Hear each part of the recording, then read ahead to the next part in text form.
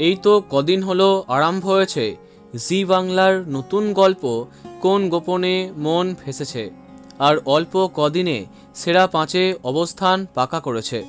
এখানে মুখ্য চরিত্রে আছেন রণজয় বিষ্ণু এবং শ্বেতা ভট্টাচার্য।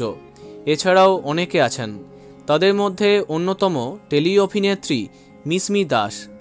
সম্প্রতি সৌরভ দর্শনার বিয়েতে তাদের একসঙ্গে দেখা যায়, অনেকক্ষণ কথা বলেন তারা।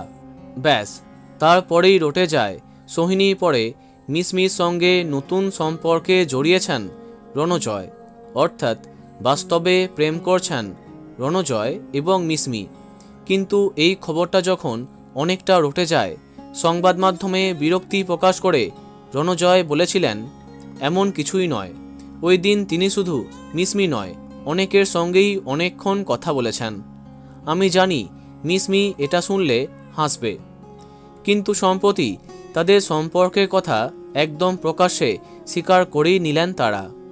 মিসমি এই ছবি পোস্ট করে ক্যাপশন দিলেন, আমরা সত্যিই সম্পর্কে আছি।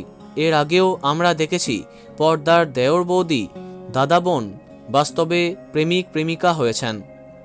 তাহলে কি সমস্ত গুঞ্জন সঠিক? নতুন ধারাবাহিকের আরম্ভ হবার কদিনের মধ্যেই তারা প্রেমের সম্পর্কে?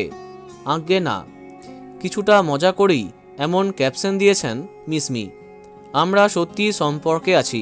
এটা বলার পরে অনেকটা গ্যাপ দিয়ে নিচে লিখেছেন ভাই বোনের, অর্থাৎ তারা ভাই বোনের সম্পর্কে আছেন। বোঝাই যাচ্ছে তাদের প্রেমের গুঞ্জনটা তারা বেশ এনজয় করেছেন। এবার দেখা যাক পরে কি হয়।